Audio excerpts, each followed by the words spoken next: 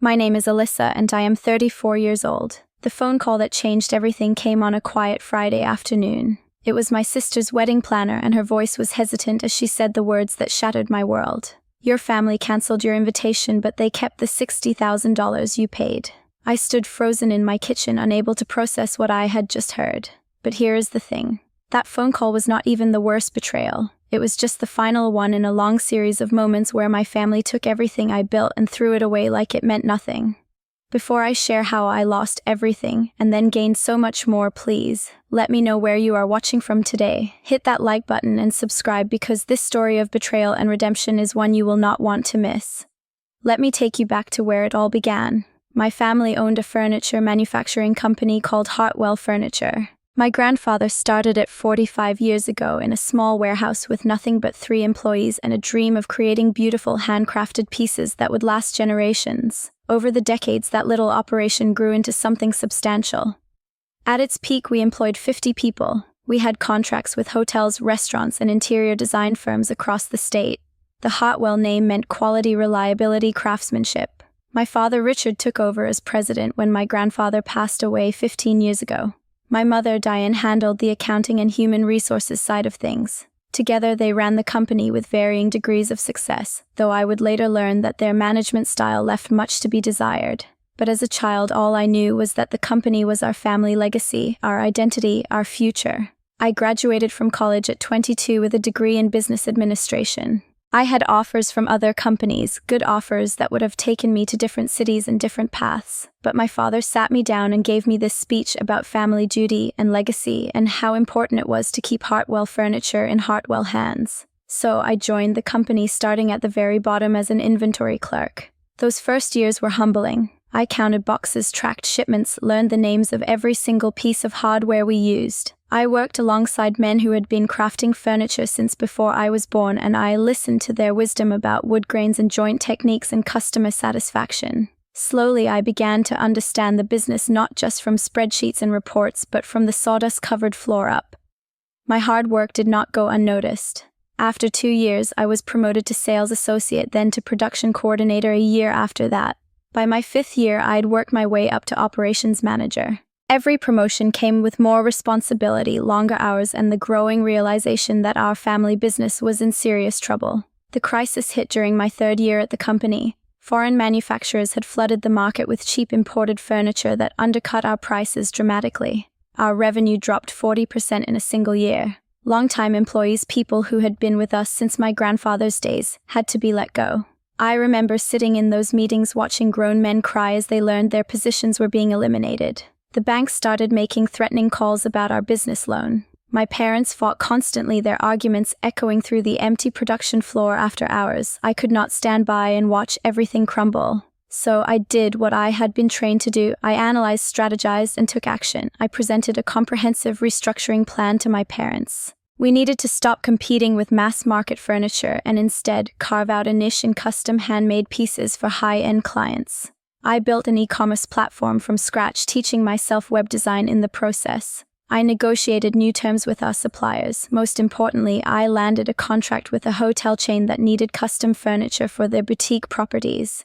Within 2 years, Hartwell Furniture went from the brink of bankruptcy to profitability. Revenue increased by 300%. We hired back some of our laid-off workers.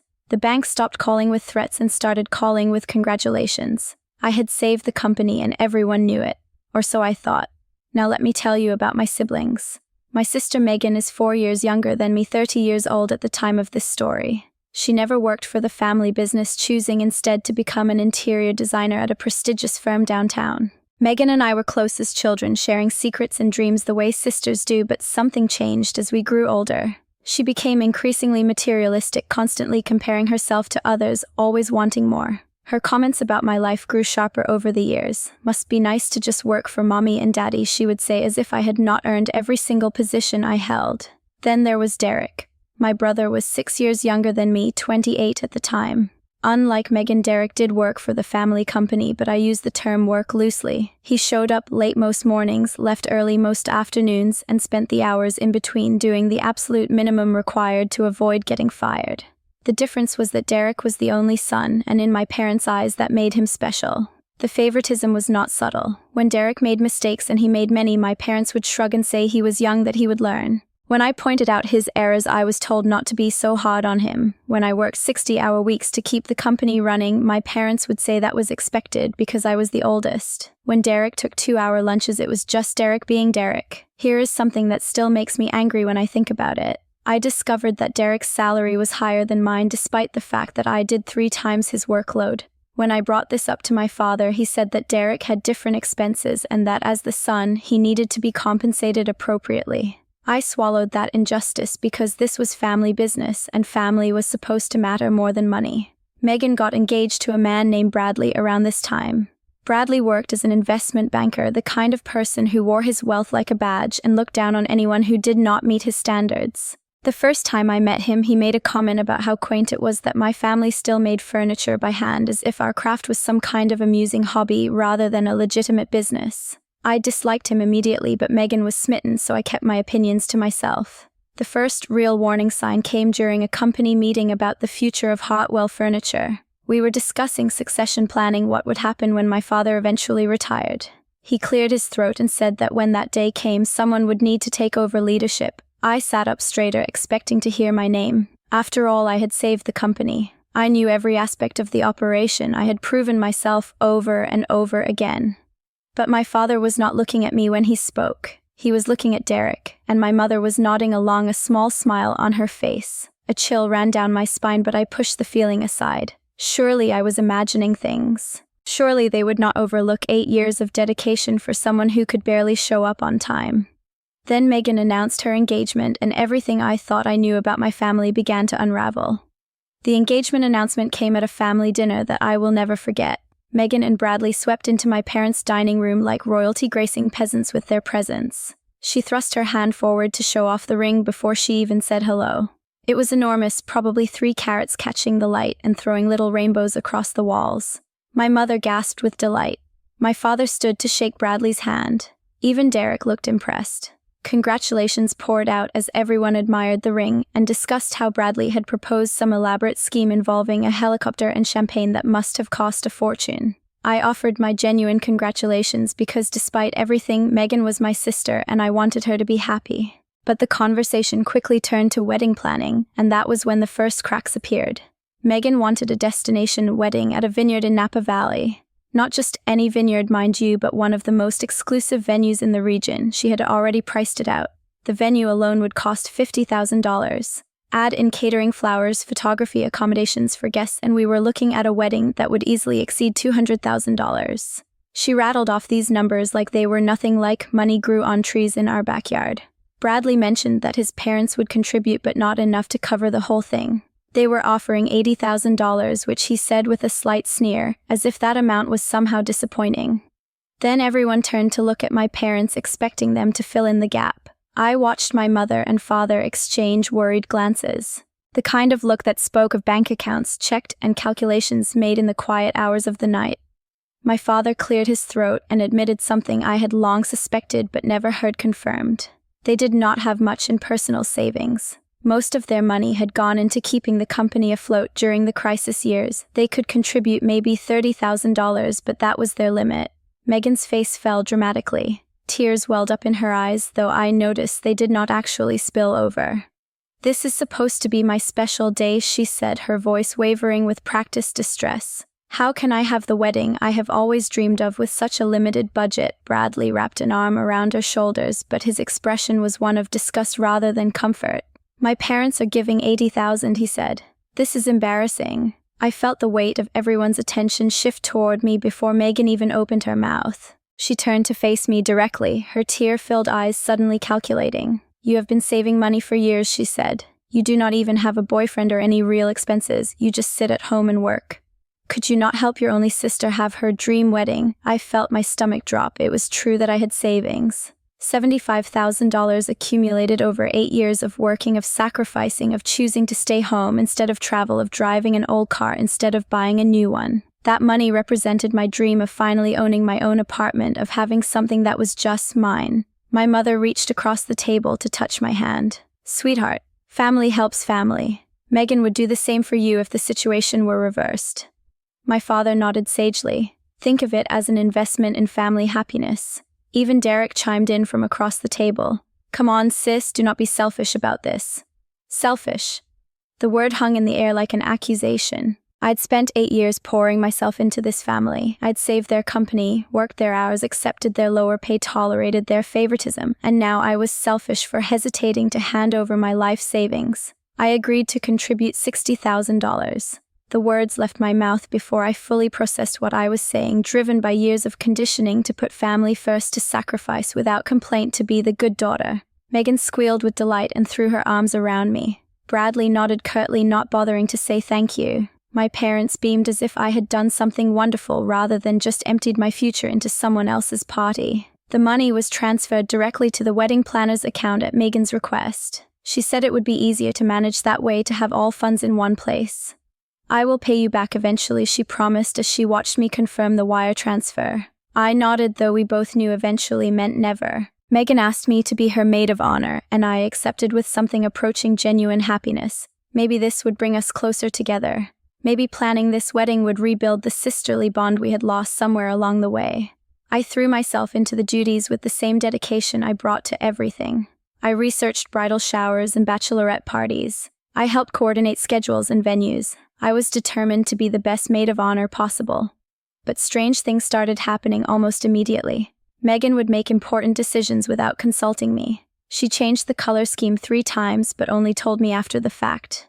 When Bradley's family threw an intimate dinner party to celebrate the engagement, I discovered I was not invited. It was just for immediate family and close friends, Megan explained when I asked. I did not realize I had stopped being either of those things. Meanwhile, at the company, I noticed troubling shifts. While I was busy with wedding planning, taking occasional afternoons off to help Megan with dress fittings and venue visits, Derek was being given more responsibilities. He messed up several orders spectacularly, sending the wrong furniture to clients and nearly losing a major account. I had to scramble to fix his mistakes, working late nights to smooth over relationships he had damaged. But somehow, when my father talked about it later, Derek was the one who got credit for resolving the issues. My father actually said it out loud during a staff meeting. Derek is really stepping up lately. I am proud of how he is growing into leadership. I sat there stunned while Derek accepted the praise with a modest smile, as if he had not spent the previous week playing video games in his office while I cleaned up his disasters. A coworker named Nancy pulled me aside after that meeting. She had been with the company for 20 years, had watched me grow from an eager intern to the person who actually kept everything running. I have seen how they treat you compared to Derek, she said quietly. You should be careful. I shook my head, unable or unwilling to accept what she was implying. They are my family. They would not actually betray me. Nancy just looked at me with sad eyes. Blood does not always mean loyalty, she said. Remember that. 3 months before the wedding, my parents called another family meeting. I arrived thinking it would be about final wedding preparations. I was wrong. The Sunday dinner at my parents' house felt different from the moment I walked through the door. There was a tension in the air, a charge like the atmosphere before a thunderstorm. Megan and Bradley were already there, which was unusual because they typically arrived late to everything, too important to be on time like regular people. Derek sat at his usual spot, but with an expression I had never seen before, something between nervousness and smugness. My mother served pot roast, my father's favorite, and we ate in near silence, punctuated by small talk that felt forced. Finally, when the plates were cleared and coffee was poured, my father stood up. He had the look of someone about to deliver a speech he had rehearsed many times. Your mother and I have made a decision about the company's future, he announced. My heart started beating faster. This was it. After 8 years of dedication, I was finally going to be officially recognized. After careful consideration, we have decided to transfer ownership of Hartwell Furniture to Derek. The words did not make sense at first. My brain tried to rearrange them into a sentence that was logical, that matched reality. But my father was still talking. He will become president when I retire next year. Derek has shown real growth lately, and we believe he is ready for this responsibility. I felt like someone had punched me in the stomach. The room seemed to tilt slightly, and I had to grip the edge of the table to steady myself. I looked around, hoping to see shock on someone else's face, hoping someone would say this was a joke. But Megan was smirking. Derek was trying to look humble but failing to hide his pride. My mother was staring at her coffee cup, avoiding my eyes. What about me? The words came out before I could stop them. I have worked there for 8 years. I saved the company from bankruptcy. I built systems that turned us profitable. I landed our biggest contracts. My father's expression shifted to something I can only describe as patronizing patience. We know you have worked hard, sweetheart, and we appreciate it, but Derek needs this more than you do. Needs this? What does that even mean? My mother finally looked up and her explanation made my blood run cold. Derek is a man. He has a future family to support someday. You can always get married and have someone take care of you. That is just how things work. I could not believe what I was hearing. In that moment, every sacrifice I'd made, every late night, every missed opportunity, every time I had put the company before my own needs, all of it felt like ash in my mouth. They were passing over me not because Derek was better, not because I was lacking, but simply because I was not a man. Bradley decided this was a good moment to share his expertise. In business, men naturally command more respect, he said, with the confidence of someone who had never been told he was wrong. It is just biology. Clients prefer dealing with male leadership. I turned to Megan, desperate for even a shred of sisterly support, but her response twisted the knife deeper. Honestly, Alyssa, you can be a bit intense sometimes. Maybe this is actually for the best. Besides, Derek already promised me a great deal on furniture for my new house, so that was it. My sister's support had been bought with a discount. Derek finally spoke, and his tone was so condescending that I had to physically restrain myself from throwing my coffee in his face. Do not worry, sis. I will keep you on as an employee. You can just keep doing what you have been doing. Nothing really has to change. I might even give you a small raise to show my appreciation. I stood up so abruptly that my chair scraped loudly against the floor. I pulled out my phone and showed them the numbers, the revenue reports, the profit margins, the growth charts that clearly showed the company's trajectory before and after my involvement. I named every contract I had secured, every crisis I had averted, every system I had built from nothing. My father waved his hand dismissively. Numbers are not everything, Alyssa. Leadership is about more than spreadsheets. The irony was almost laughable. For 8 years he had praised my numbers. For 8 years those spreadsheets had been the proof that I was valuable. Now suddenly they did not matter. I stood straighter, squaring my shoulders. If you go through with this, I will leave the company. I expected the threat to carry weight. I expected them to pause, to reconsider, to realize what they were about to lose. Instead, my father just shrugged. That is your choice to make. My mother added, maybe some time away will help you see things more clearly. Derek did not even try to hide his grin as he said, we will manage fine without you. I am sure I can figure things out. My father's final words that night are burned into my memory forever. He looked me directly in the eyes and said, he will make a better owner than you, Alyssa. Accept it and move on. I grabbed my purse and walked toward the door, my vision blurring with tears I refused to let fall in front of them. As I reached for the handle, my mother called out in her usual oblivious way, do not forget, Megan's bridal shower is next weekend, as if she had not just participated in destroying my career, as if everything was perfectly normal. I drove home in a daze, my hands shaking on the steering wheel. 8 years. 8 years of my life thrown away because I was born the wrong gender. I had given everything to that company, and they had given me nothing but lies in return. The week following that dinner passed in a blur of shock and grief. I went through the motions of life without really living. I wrote a resignation letter but could not bring myself to submit it. Part of me kept hoping I would wake up and discover it had all been a nightmare. Part of me still believed my parents would come to their senses. I was still planning to attend Megan's wedding. Despite everything, she was my sister. The $60,000 I had contributed was gone regardless of what happened next. And somewhere deep down, I held on to this desperate hope that maybe if I just kept being the good daughter, things would work out. Then on a Friday afternoon, my phone rang. The number was not familiar, but the area code was from Napa Valley. I answered out of curiosity. Hello, is this Alyssa? The woman's voice was professional but carried an undertone of discomfort. This is Patricia from Napa Valley Events. I am the coordinator for your sister's wedding. I straightened up in my chair. Hi, Patricia. Is everything okay with the preparations? She hesitated before continuing. I am calling because there seems to be some confusion about your attendance at the event. I received instructions this morning to remove you from the guest list. I actually laughed, sure there had been some kind of mistake. That is impossible. I am the maid of honor. I am supposed to be in the wedding party. I am very sorry, Patricia said, her voice genuinely sympathetic. But the bride specifically requested your removal from all aspects of the wedding. She also asked that we not contact you, but given the circumstances, I felt you deserved to know. Especially considering your significant financial contribution to this event. The world went silent except for the pounding of my own heartbeat. I thanked Patricia, and ended the call, then immediately dialed Megan's number. She picked up after several rings, her voice casual, almost bored. "Oh, hey, Alyssa. The wedding planner just called me. What is going on?" There was a long pause. Then Megan sighed like I was being unreasonably difficult. "Bradley and I discussed it, and we think it is best if you do not attend. You have been so negative lately about the whole company situation. We do not want any drama at our wedding. It is supposed to be a happy day, and honestly, you would probably just bring everyone down." I could barely form words. "What about the $60,000 I gave you?" Another pause, longer this time. "That was a gift, Alyssa. You cannot take back a gift. Besides, most of it has already been spent on deposits and vendors. It is not like you can get it back anyway." My voice came out steadier than I felt. "You are uninviting me from a wedding I paid for." Megan's tone turned defensive. "Mom and Dad contributed too. It is not all your money. And honestly, you are making this about you when it should be about me. This is exactly why we do not want you there. You always have to be the center of attention. You always have to make everything about yourself." I ended the call without saying goodbye. My hands were shaking as I dialed my father's number. He answered on the third ring. "Dad, Megan just uninvited me from her wedding."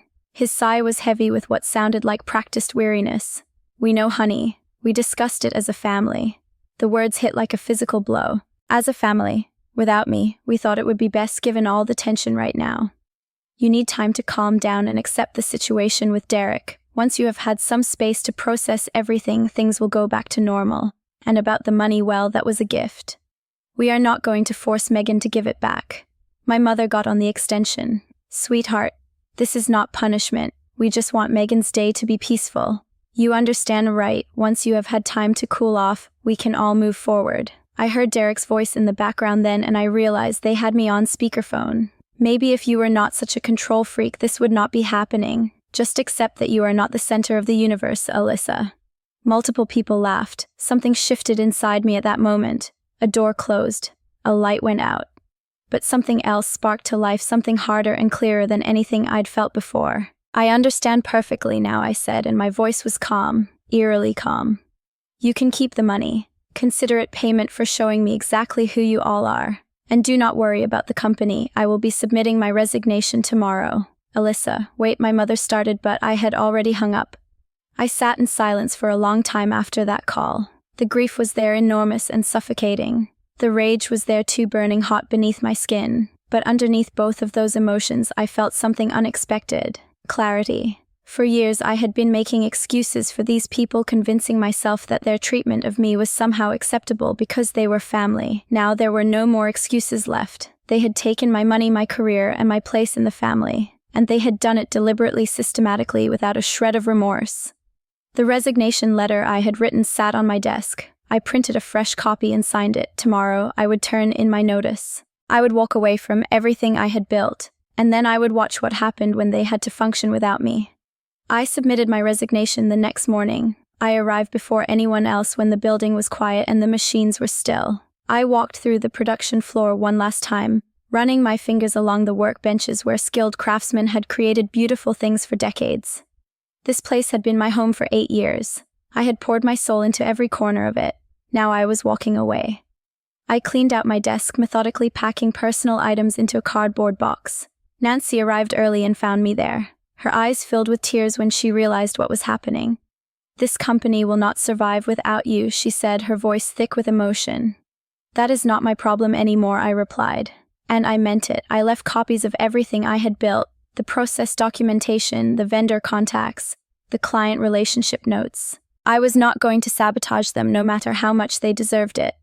But I also was not going to stay to watch them fumble through things they should have learned years ago. Starting over at 34 with only $15,000 in savings was terrifying. That was all that remained after the wedding contribution that was apparently just a gift now. I could not afford an apartment anymore, at least not the one I had dreamed about. But I could afford to survive while I figured out my next move. I started a small consulting business, working from my kitchen table, helping struggling furniture companies with operations and e-commerce strategies. It was humbling work. After years of managing a full operation, my first client was a tiny workshop run by a husband and wife team who could barely afford my reduced rates. But they needed help, and I needed purpose, and somehow it worked. Word spread slowly but surely. I discovered that my reputation in the industry had not disappeared just because I left Hartwell. Vendors and clients I had worked with for years started reaching out. Did you really leave? Are you available for consultation? The answer was yes on both counts. Meanwhile, I watched what was happening at Hartwell Furniture from a distance. Information came to me through former colleagues, through industry gossip, through the occasional news article. Derek had wasted no time making changes after I left. Within weeks, he had fired Nancy and several other experienced employees, replacing them with cheaper workers who had no idea what they were doing. He switched suppliers to cut costs, not understanding that the quality of our materials was what set us apart. He ignored the maintenance schedules I had implemented, and equipment started breaking down. The online sales platform I had built began glitching because no one knew how to maintain it. Customer complaints piled up. Reviews turned negative. The hotel chain contract, the one I had worked so hard to secure, was cancelled within 4 months. Missed deadlines, wrong specifications, poor communication. Derek apparently told them that the previous management had made unrealistic promises, as if he had not inherited a perfectly functioning relationship and run it into the ground. By the end of the first year, Hartwell Furniture had lost 30% of its revenue. Derek blamed everything except himself. The economy was bad. Competition was unfair. My outdated systems were holding them back. My father came out of retirement to try to help, but he had never understood the modern aspects of the business. His attempts to fix things only made them worse. During this same period, my little consulting business grew. What started as survival became something more. Referrals led to bigger clients. My expertise became known. I brought Nancy on as a partner once I could afford to pay her properly. Together, we helped struggling furniture businesses find their footing. By the end of that first year, my income exceeded what I had ever made at Hartwell, and I had done it entirely on my own, without my family's name, without their approval, without their belief in me. My mother called occasionally during this period. Small talk, never an apology. She would ask subtle questions about my business, which I deflected. Eventually, she would get to the real point. Derek could really use some help, you know. Are you sure you do not want to come back? The answer was always the same polite but firm no. The second year was when everything collapsed. The bank called in their loan. Hartwell could not make payments. Massive layoffs reduced the workforce from 50 to 15 employees. The company that my grandfather had built over 45 years, that had survived recessions and market shifts and family drama, was dying. Derek's personal life fell apart alongside the business. He had given himself salary increases even as the company bled money, bought an expensive car and a fancy apartment that he now could not afford. His girlfriend left him. He started drinking heavily. Former friends stopped returning his calls. Megan's fairy tale was crumbling too. I heard through the grapevine that her marriage was in trouble almost from the start. Bradley had lost his job about 6 months after the wedding. Something about inappropriate behavior with a colleague, though the exact details varied depending on who told the story. Without his income, they could not maintain the lifestyle Megan had expected. The beautiful house they had planned to buy remained just a dream. The expensive tastes Bradley had cultivated became a source of constant fighting. I learned all of this and felt nothing. Not satisfaction, not vindication, just a quiet emptiness where my family used to live inside my heart. Then came the industry conference in Chicago. It was a major event, the kind where furniture manufacturers and suppliers and retailers all gathered to network and showcase new designs. I was there representing my consulting firm. We had a small booth, modest but professional. People stopped by all day to discuss partnerships and possibilities. Several former Hartwell clients found me there. Their congratulations were genuine. One of them, a hotel developer I'd worked with years ago, said something that stayed with me. Your father came to us begging for our contract back. We told him no. We said you should have kept your daughter in charge. He looked embarrassed, but we both knew he had made the choice. Then I saw them. My parents across the crowded exhibition hall. They looked older than I remembered, tired and worn in a way that went beyond physical exhaustion. My father's shoulders were slumped. My mother clutched her purse like a lifeline.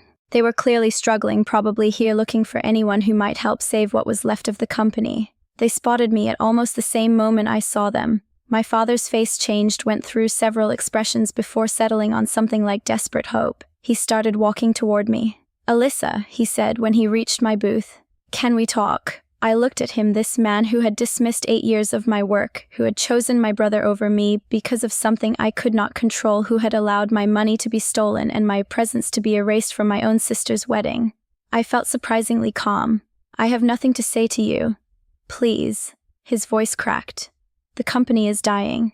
We are losing everything your grandfather built. We need you. There it was. Not I am sorry. Not I was wrong, just, we need you. My mother joined him, her hands twisted together nervously. We made a terrible mistake, Alyssa. Derek cannot handle it. He never could. We see that now. I let the silence stretch. Then I spoke and my voice was steady. 2 years ago you told me Derek would make a better owner than me. You chose him over me. You let Megan steal $60,000 from me. You uninvited me from my own sister's wedding because I was too negative because I might cause drama, and now you want me to come back and clean up the mess you made, my father tried to explain. We thought we were doing the right thing. Derek needed the chance to prove himself. We never meant for it to go this far. I shook my head slowly. You did not make a mistake. You made a choice. You chose to believe that your son was more valuable than your daughter simply because he was male. You chose to take my money and give it to someone who could not even invite me to her wedding. You chose to treat me like I was disposable. My mother was crying now. We are so sorry. Please, Alyssa, we are losing our home. We are losing everything. And now I am making my choice, I said. I am not coming back. I have my own business now. One that I built without your help, without your approval, without your belief in me. You can watch Hartwell die, or you can sell it to someone who might save it. But I will not sacrifice myself for people who threw me away the moment I stopped being useful to them. I turned my back on them and walked into the crowd. People who knew our history watched from nearby booths and tables. Former colleagues. Industry connections. Some looked sympathetic, others looked impressed. I did not care about any of their opinions.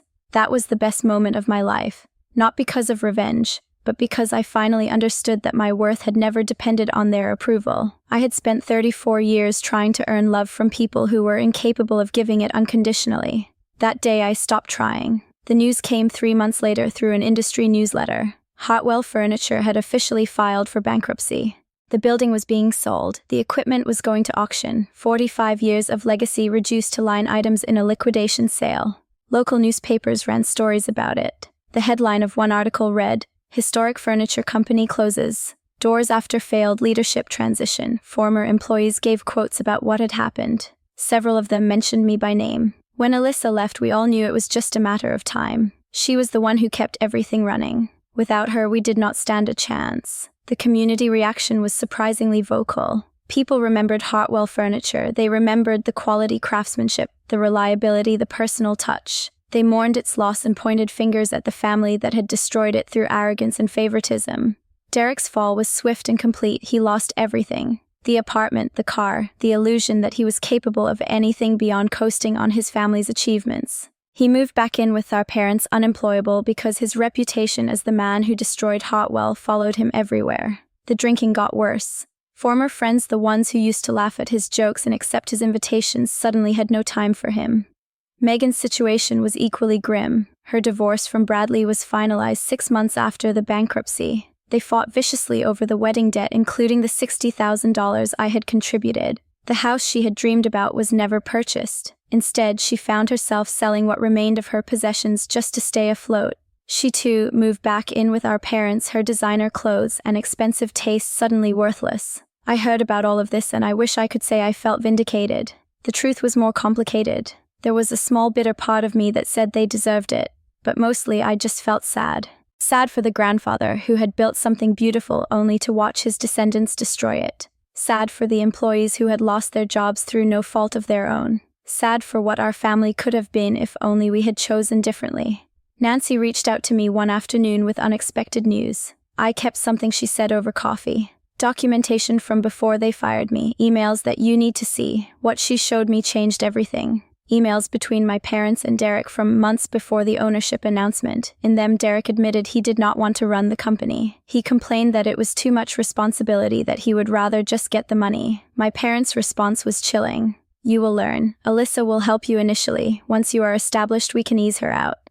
They had planned it from the beginning. The plan was always to use me until Derek was ready, then discard me like a used tool. My work, my dedication, my sacrifice, it had all been a means to an end. They never intended to give me anything, but that was not the worst of it. Nancy showed me emails about the wedding money too, correspondence between Megan and my parents discussing how to handle my contribution. If we uninvite her after she pays, she cannot demand a refund. We will just say it was a gift. Just make sure the check's clear first. It was not miscommunication. It was not a family disagreement that spiraled out of control. It was premeditated fraud. They had planned to steal my money from the very beginning. I took the evidence to a lawyer. She reviewed everything carefully, then looked up at me with a serious expression. You have a case for fraud regarding the wedding money. This was not a gift. They obtained it under false pretenses. You can sue for the full amount plus damages. The decision was not about revenge. It was about principle. $60,000 was my money. I had earned it through years of hard work. They had taken it through lies and manipulation. There needed to be consequences. The process server delivered the lawsuit papers to my parents' house on a Tuesday morning. I was not there to see it, but I heard about the reaction. My parents were shocked. Derek was angry. Megan was hysterical. For the first time, they were facing real consequences for how they had treated me. My father called me that night. His voice was desperate. Please drop the lawsuit. We cannot afford this. We have already lost the company. We cannot lose our home too. You could not afford to treat me with basic respect either, I replied. But here we are. We were just trying to help Megan by stealing from me. Long silence. The money was a gift. The emails say otherwise. You planned this. You documented it. You knew exactly what you were doing.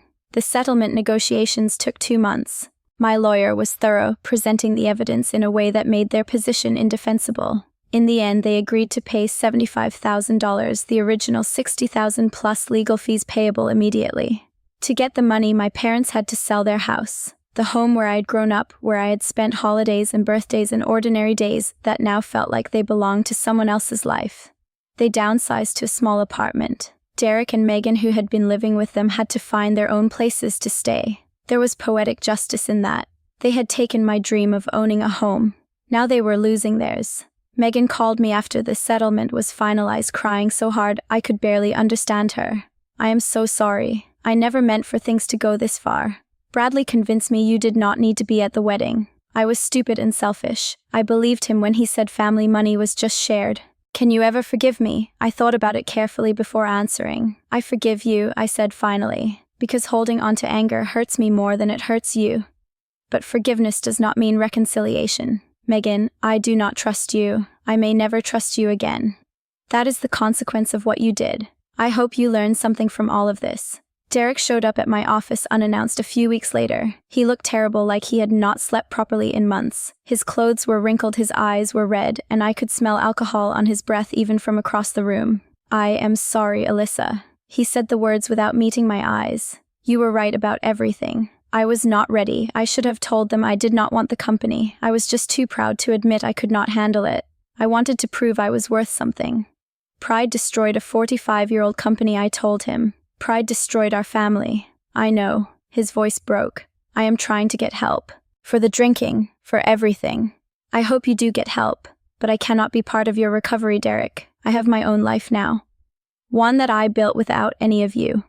He nodded, and for a moment I saw a glimpse of the little brother I remembered from childhood. The one who used to follow me around, who thought I was the smartest person in the world before he learned that being male meant he did not have to try as hard. He left without saying anything else.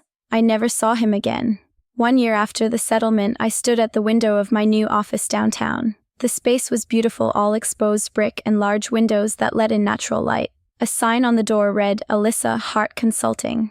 I had dropped the well from my family name. It seemed fitting. My company now employed 8 people. We had clients in 12 states. Industry publications had featured our work. I was known as the turnaround specialist, the person struggling furniture companies called when they needed someone who actually understood the business from the ground up. Nancy worked beside me as a full partner. She had been there through everything, had believed in me when no one else did. Together, we had built something meaningful, something that helped other family businesses avoid the mistakes mine had made. I had started seeing a therapist 6 months after the lawsuit settled. There was a lot to work through, years of people-pleasing, the constant need for family approval, the way I had diminished myself to make others comfortable. Week by week, session by session, I was learning to recognize my own worth independent of anyone else's opinion. My relationship with what remained of my family was minimal. My mother sent occasional texts which I answered briefly and politely. There were no visits, no holidays together. Not out of hatred, but out of self-preservation. My therapist had a phrase I liked. You can love someone from a distance. I started dating again, a man named Marcus who I met at an industry event. He owned his own manufacturing company, understood the demands of running a business, respected my boundaries around family. When I told him the whole story, he did not try to fix it or offer opinions about forgiveness. He just said that must have been incredibly painful. And then he listened. Simple things, but they meant everything. I thought about the $60,000 sometimes. At first, it had felt like a devastating loss, years of savings gone to people who did not deserve it. But over time, my perspective shifted. That money had bought something valuable: clarity, freedom, the certain knowledge that I had given my family every chance and they had made their choices. I could not have walked away without that certainty. I would have always wondered, always doubted, always asked myself if I had done enough. I visited my grandfather's grave on a Sunday morning. The headstone was simple, just his name and dates, and a small carved image of a chair he had designed. I sat on the grass beside it and talked to him for over an hour, told him everything that had happened, apologized for not being able to save what he built. "I'm sorry they destroyed it," I said to the quiet cemetery air. "But I am building something new, and I am honoring what you taught me in my own way. Quality matters, integrity matters, taking care of the people who work for you matters." A letter arrived unexpectedly one day, handwritten from my father, not asking for anything for once, just an apology. I was wrong about everything. About Derek, about you, about what matters in a family. I thought tradition meant passing things to the son. I thought I was protecting our legacy. Instead, I destroyed it, and I destroyed our relationship in the process. You were always the strongest of us, Alyssa. You always had the most to give. And instead of appreciating that, I punished you for it. I hope someday you can forgive me. But I understand if you cannot. You owe me nothing. You never did. I did not respond immediately. I sat with that letter for weeks, reading it, sometimes thinking about what it meant and what I wanted. Finally, I wrote back a short note: "Thank you for saying that. I hope you find peace." It was not forgiveness, not reconciliation, but it was acknowledgement. A small step towards something, though I was not sure what. Sitting in my office today, looking at what I have built, I think about what I learned from all of this.